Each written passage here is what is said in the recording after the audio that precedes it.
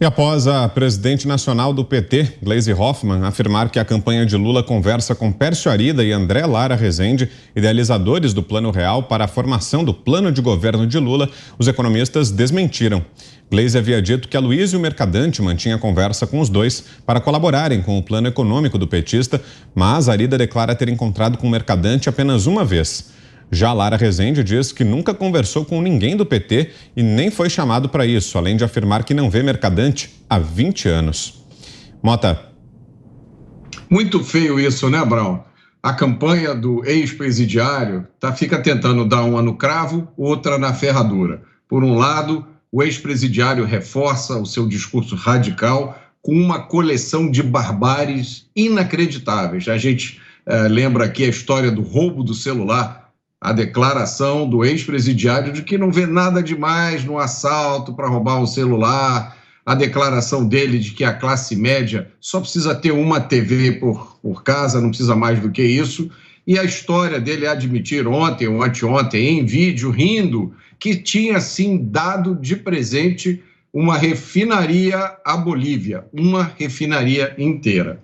Por outro lado, existe um movimento na campanha no sentido de criar uma espécie de camuflagem, de penugem conservadora. A gente viu isso no lançamento da pré-candidatura do ex-presidiário, teve hino nacional, teve projeção da bandeira, teve lá o ex-presidiário e naquela época, a futura esposa, vestidos da forma mais conservadora possível, e teve o casamento, que é cerimônia, que é espetáculo mais conservador do que foi o casamento do ex-presidiário.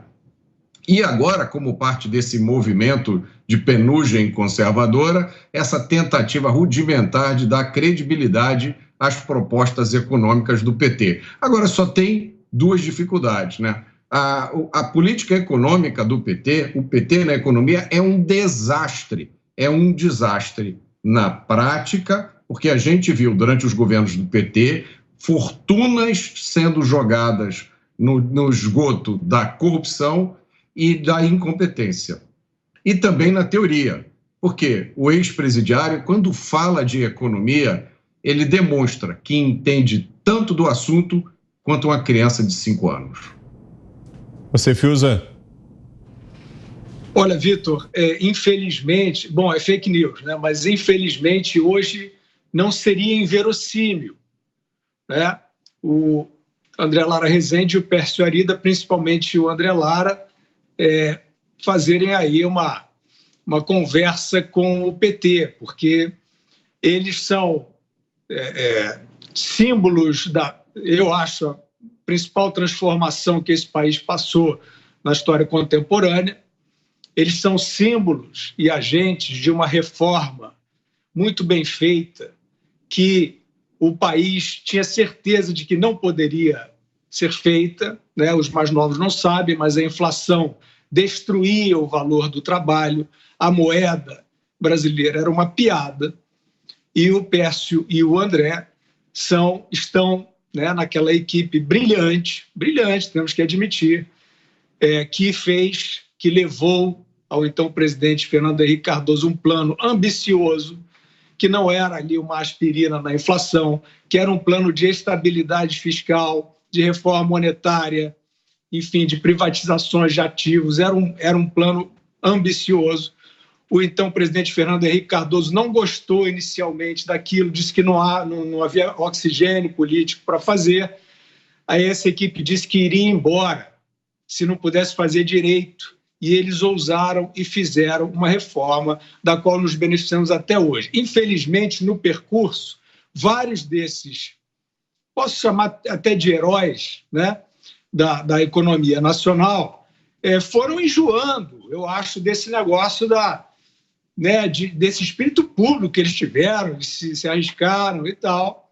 O André Lara, por exemplo, ele passou a fazer uns papers ali meio como subsidiando a Marina Silva, né, dentro daquela linha alegórica que ela traz, democracia de alta intensidade. Eu não sei, eu acho que eles se entediaram desse negócio de servir ao país e resolveram fazer estas coreografias, alguns deles, né? O Pércio Arida menos, eu acho. De qualquer maneira, hoje você pode acreditar em tudo, porque vários liberais importantes, economistas, vou nem botar o adjetivo, né? Economistas brasileiros importantes, nesta onda pueril, irresponsável, vergonhosa, de torcer o nariz e fazer cara de nojo para tudo que vem da equipe do Paulo Guedes, que é uma boa equipe e que tem bons resultados, só para surfar no antibolsonarismo e pegar ali um espacinho na imprensa decadente, muitos estão fazendo esse jogo.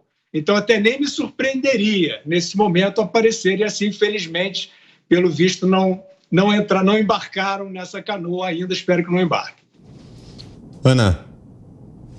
Eu acho que o comentário dos meus colegas, os comentários foram perfeitos, aqui fica mais uma pergunta, né? Onde estão as agências de checagem para checar que a Gleisi Hoffmann começou a campanha com fake news?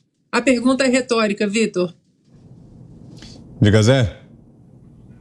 Pois é, né? Então, o PT acabou falando de uma coisa que não existe. Usar a reputação de outra pessoa, o nome de outra pessoa, para se obter vantagens políticas é um fato muito grave, né? O PT está tentando ali fazer uma onda de que está montando uma frente de centro-direita e não está conseguindo. A tendência do PT é reeditar aquela carta ao povo brasileiro, né? É espantar o medo do ex-presidente Lula. Só que não cola mais, não tem mais carta ao povo brasileiro, porque ninguém acredita. Além, evidentemente, das ideias socialistas do grupo, há também o descrédito do próprio ex-presidente Lula. Esta é a grande realidade.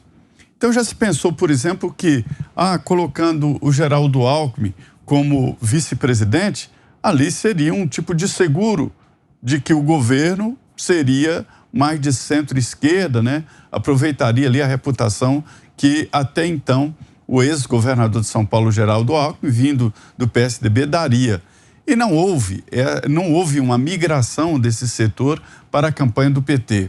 A gente viu na reunião de lançamento da chapa lá, Lula e Alckmin, que os tucanos que apareceram por lá estavam meio desconcertados, meio com vergonha, né? Foi um namoro desses em que as pessoas não saem de mãos dadas, andando pela praça, felizes, abraçando e beijando em público. É aquele tipo de namoro que se namora no escuro, com vergonha. É esta a realidade. Essa carta ao povo brasileiro nova incluiria um setor ali da economia que tivesse credibilidade com o chamado mercado. Essa entidade chamada mercado, né? E o mercado gostaria, sim, que o Lara Rezende e o Pécio Arida estivessem no comando da economia, mas esqueceram de combinar com os russos, né? O Pécio Arida, ele é conhecido pelo mercado, todos sabem das suas intenções, um dos criadores do Plano Real, um plano importantíssimo para o país, criado no governo Itamar Franco, e, enfim, seria um tipo de lavar ali a imagem econômica do PT. Pelo jeito, não vai dar certo, como não dá certo essa história de criar uma frente. Que frente? Frente contra o quê? Contra quem, né? Não dá certo.